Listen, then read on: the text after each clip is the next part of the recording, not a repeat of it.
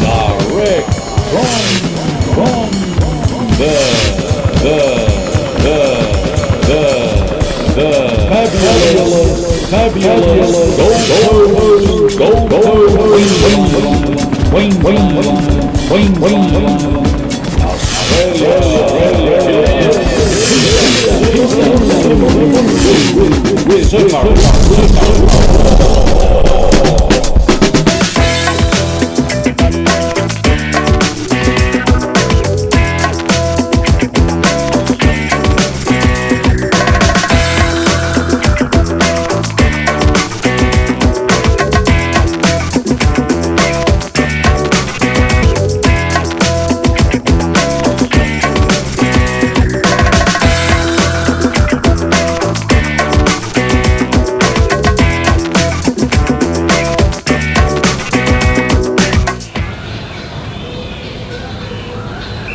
Good crowd we got here, Steve. Yeah, there, mate. Yep. Not quite capacity, mate, but she's full. Mate, it takes a lot of planning to get all the corporate and all sort of round 3 ready to go. Yeah, look, mate, it's a big job for the promotions together. Having Lovelock coming out, going a bit crazy, good body there. Nothing really landing clean. A bit of a waste.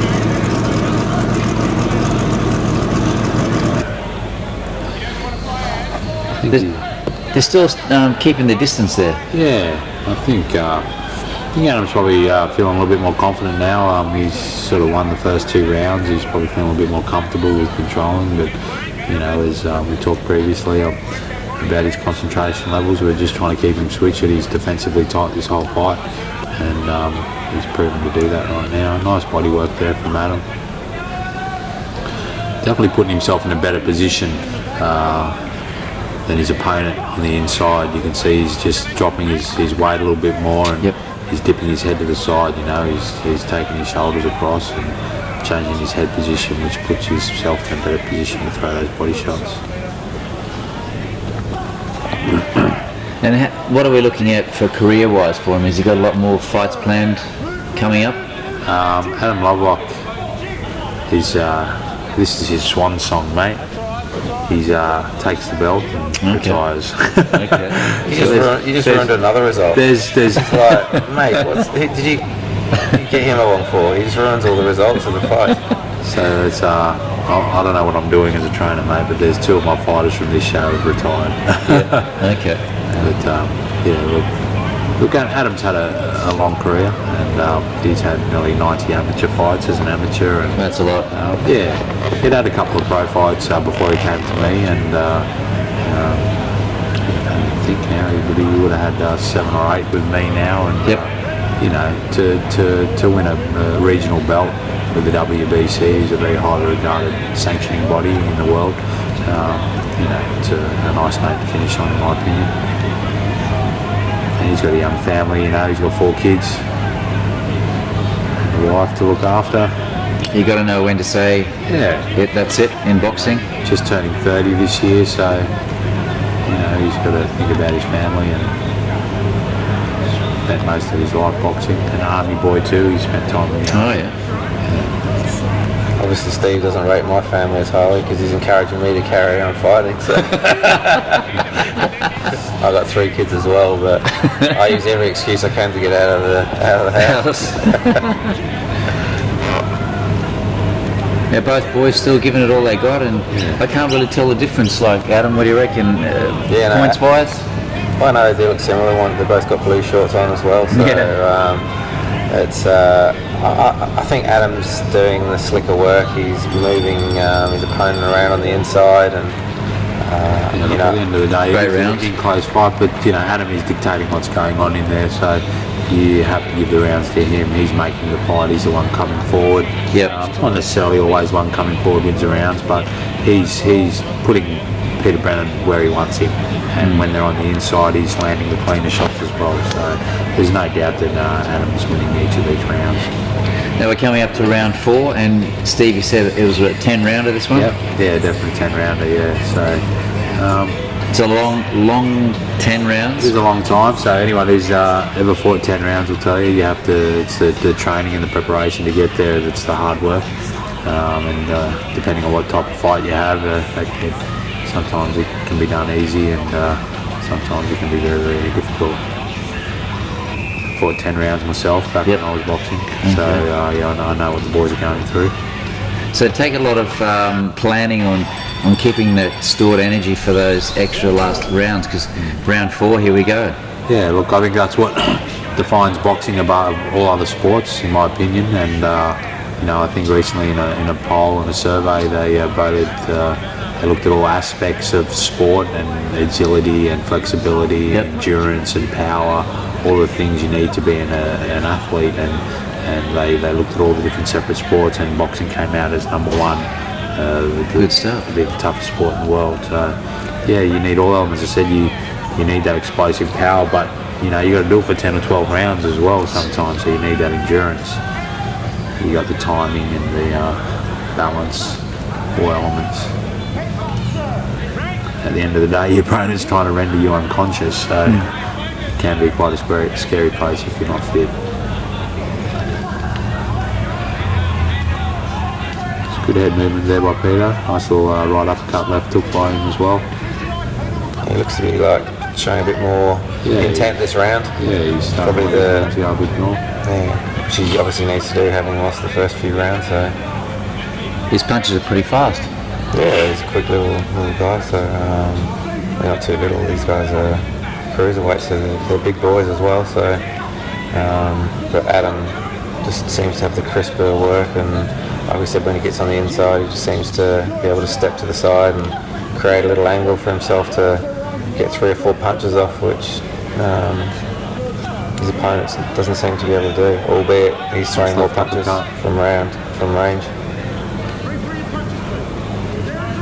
And I guess this is sort of danger territory for Adam as well. These are the rounds where he's in his last couple of fights has just lost that concentration. So obviously for him at this stage, all that mental work that he's been doing leading into this fight, remaining focused, will be starting to kick in. So I think I remember hearing a lot of shouts from Steve and the other people in the corner telling him to stay focused. So just audible cues for him to remain concentrated. So much emphasis is put on the physical training that these boxers do, and I think most people realise the mental training that needs to be done as well to reach this type of level in boxing. Adam actually used the services of a mental coach in preparation for this fight, and I think it really helped him. You need to train the brain as much as you train the body. Some people need or get benefit from using a specific mental coach. Others can just be given the tools and to use themselves, to help them through that visualization techniques and stuff like that. It's good knowing all the behind the scenes stuff, Steve, because a lot of people out there in the audience, they think, it's just 2 guys train a gym, box, and get out there and just do it. Look, I don't think people realise until they actually give it a go how technical boxing is, and it really is a thinking person's sport. So it's like a chess match in there. You're setting up moves, you're drawing out attacks, and you're counter-attacking, and you really need to be thinking ahead of your opponent and trying to set things up and draw things out. So it really is a thinking man's sport, regardless of how barbaric it looks sometimes. But I used to say Lennox Lewis, who was a world heavyweight champion and pretty much ended Mike Tyson's career, chess was his favourite sport. And really? Yeah, well, I think there was some talk one of his coaches was actually trying to stop him playing chess because he said he thought too much sometimes, and it was a negative in the ring sometimes, when he'd just be thinking and not actually acting enough. But yeah, as I said, it is a chess match in there, so the understanding of true chess probably would be of a benefit, in my opinion. Number 5 more to go.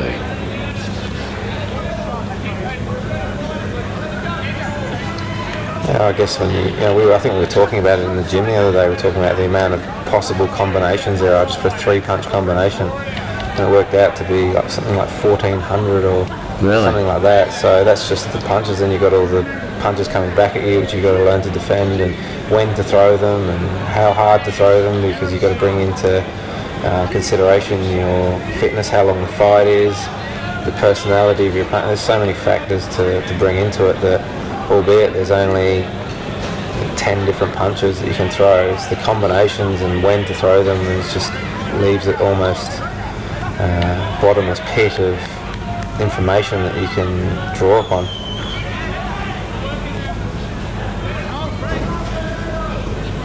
I'm having some success with the right hand over Peter's lead hand.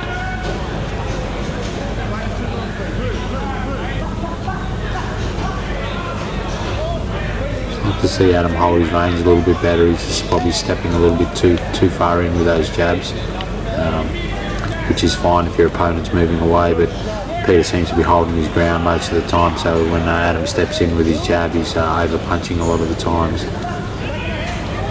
Who do you reckon's got the stronger punch? They look pretty even in the power stakes. Yep. But, you know, I think Adam's being busier, so you know when you land shots, you're breaking your opponent down. So I think that's what you'll see happen. You only Adam's look. You can see again. There's 4 or 5 body shots under there, and you know they're not massive shots, but he's just chipping away. You know, he's chipping away and chopping down that tree, as you say. And as they talk about that metaphor, you chop the tree down low, it's going to fall in the end. So that's what Adam's been doing since round 1. He's been attacking the body, and I think you'll probably see the effect of that in the next couple of rounds. It does take effect. Both boys still look pretty fresh, but yeah. Look, I think they both come in this well trained and prepared for this fight. Yeah, they know they will fight in 10 rounds and fighting for a belt. So, you know, I don't think they've left any stone unturned in their preparation. In saying that, I think both these boys could be fighting in a lighter weight division. There's some big boys in the 90 kilo division, cruiserweight division, but it's a big step down, and that's what we find sometimes. Look at that nice body shot that's dropped Peter.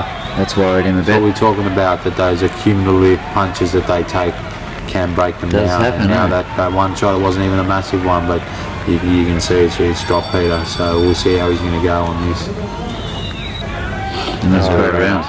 End of the round. So, unfortunately, Bell saved it. That's a good shot. Nice. Right hand on the solar plexus. The wearing down, Adam, can the opponent feel that wearing down, getting hit there all the time, or don't you even notice it and then bang, it just hits? I think what it is you're trying to tense up as those punches are coming in, and then it's just when you're constantly getting it, you're constantly tensing, and then one gets through when you're not tense. Yep. That's what does it, eh? That's what does it. You know, you can pretty much take any shot just about if you're tense, and it's just when you get caught. Look, they were great shots by Adam Lovelock. He's a nice little short left rip and then followed by the short right rip right up the centre. A lot of times people look for those rips on the outside of the opponent's arm, and it's hard to get a clean shot. A lot of times that gap is up in between the two arms, and that's where he's landed. He's gone left side to right side. They both got through Peter's defences, and round 6. See the effect that they had. See if Peter covers his body up a little bit more. Well, he looks like he's recovered all right. Yeah, he looks like he's got a spring in his step actually. It might have woken him up if anything.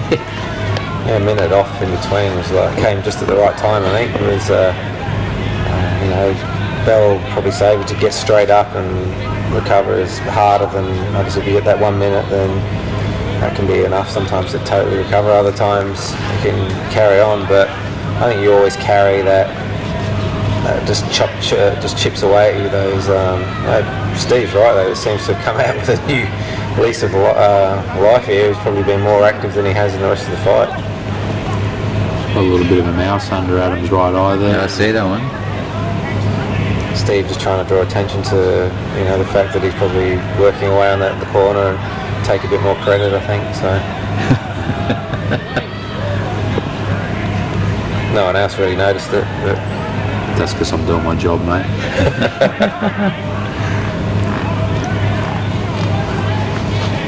Once again, Adam getting the better of the inside trading there. Well, seems to find the gap and land that short shot, whether it's a right uppercut or a short right hand. what he seems to be doing here is, from here he always seems to be stepping off to the right and then throwing that left hand up through the middle or left uppercut, which is something that all of us fighters would complaining to the referee there. He's not happy about, I think, Adam holding him on the inside. So he always steps off with his right foot to the left hand and works his left hand through the middle, which is something that Steve works on us with a lot in the Adam getting warned for leaning the head forward, which is probably what Peter was complaining about before.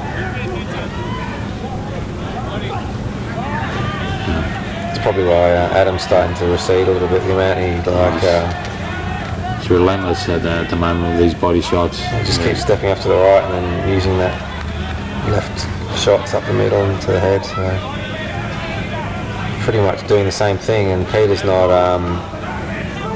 really changing his tactics to try and stop him doing that. He's having success every time. So if you're at him, you just keep doing the same thing. If you keep having success, then you just keep doing it. It's up to Peter to try and change the fight. I see old Pete's missing quite a few of those punches there, Steve. Yeah, Adam's, he's playing a nice tight defence when he's in range, and picking the right time to counter and get and find those spots.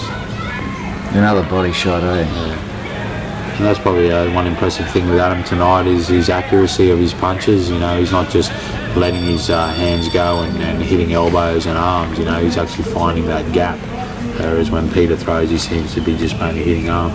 Another great round. Yeah, look, I'm finding it really hard to give Peter any round so far. I think Adam's done enough to win each round in this fight. So coming into the 7th round now, I'd have Adam up by 6. 3 more big rounds to go. I think this is where the tired rounds come in, where you've got all your energy and just explode.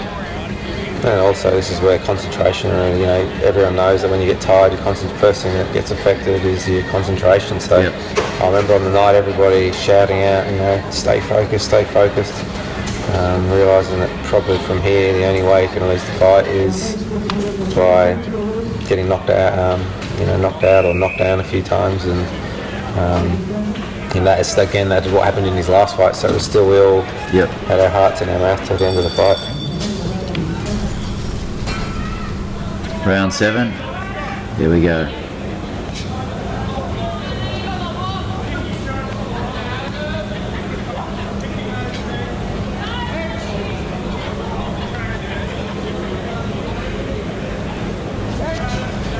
I'd like to see Peter use that lead hand a little bit more. So just looking once again for either lead uppercuts or right hands from out of range. Should be just setting up with the lead hand a little bit better.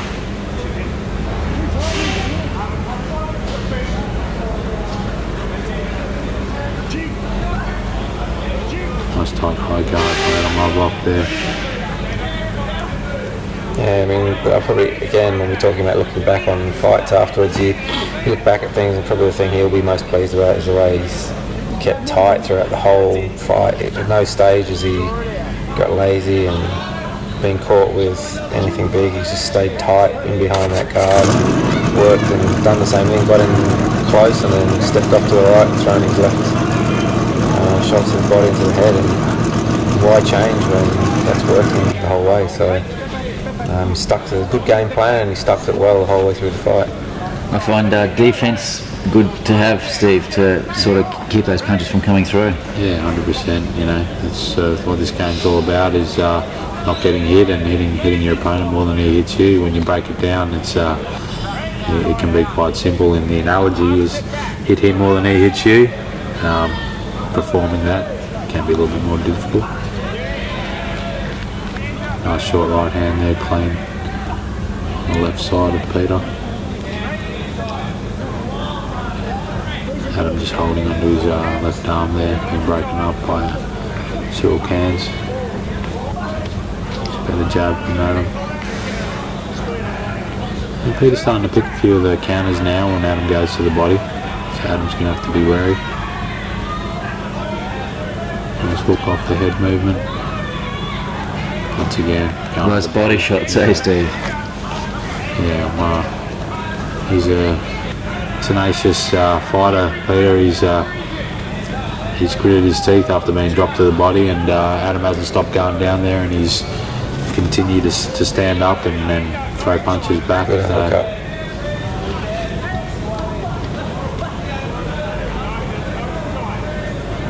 This is one of those fights like I was talking about earlier. Peter Brennan hasn't got the best record out there, but he's been in a lot of fights and been in a lot of tough fights too, which you can see here by him getting up off the canvas and still being competitive in this fight. As I said, not enough to win the rounds. I think Adam's clearly winning each round. Another great round. Another love lock. For Adam, yep. So what would be going through the mind of the opposition receiving end, knowing that you're down on points and the coach is getting up here and you're sort of just giving it all you got? Yeah, look, I mean, it's really at that stage now where, in my opinion, if his coach is scoring the fight and watching what's going on, he knows his fight is down 7 rounds. He's got 3 rounds left pretty much to knock Adam out. That's his only real hope of winning this fight. Even if he wins these last 3 rounds, he isn't going to win the fight. Even if he gets maybe a knockdown or 2, I don't think it's going to be there won't be enough to win the fight. So he really has to knock Adam out. So number 8. Yeah, depending on his fitness as well. We'll see how strong he comes out and how much of an effort he makes to do that. I certainly think he has the intensity and the intent of what he's trying to do in there has picked up in the last few rounds. I'd say they'll keep picking up as he gets close to the end of the fight. His desperation to stop Adam will increase. Yep.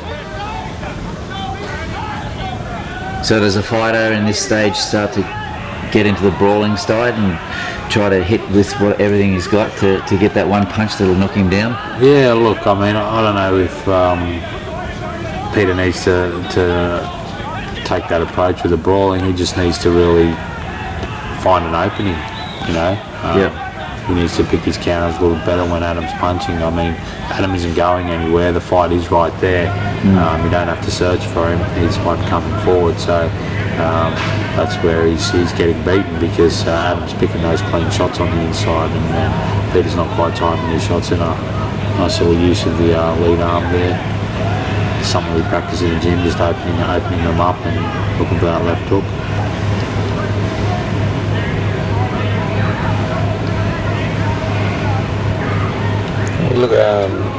Lovelock looks like he's in the zone here. Just looks like he's just doing a day's work. He's just in that sort of rhythm of fighting. He's throwing probably a similar amount of punches each round, similar tactic. He's walking and it's working. So he's not really feeling like he needs to change anything. It's just I'd say in sports what they call being in the zone. I think so. He looks to me like he's in the zone and just going about his business and taking the fight. I see a lot of times in boxing too, Steve, in fights that I've done and we've done, where actually fighters give them a big smirky smile. Now, is that when they get hit, is that the sign of them feeling it but not trying to show it, or why do they do that? A lot of the times it does mean that you've landed a good shot and maybe hurt them a little bit when they smile. Yeah. Sometimes it doesn't. But you can rest assured that if they're giving you a reaction emotionally, you're affecting them in some way. So they can work off that. Sometimes it just means they're a cheeky bastard too. Yeah. Sometimes I do it to encourage you to come in, to put you off your game. So there's sometimes a little bit more behind a little smile or a laugh or a little word said between fighters. The good fighters show no emotion, mate. Doesn't matter whether they're getting bashed or whether they're bashing their opponent. The emotion on their face never really changes. Another great round there, boys. Yeah, he's just ticking off the rounds, just winning them on work rate. And like I said, the tactics have been the same the whole way through. It's been a good game plan and he's executed it perfectly. So.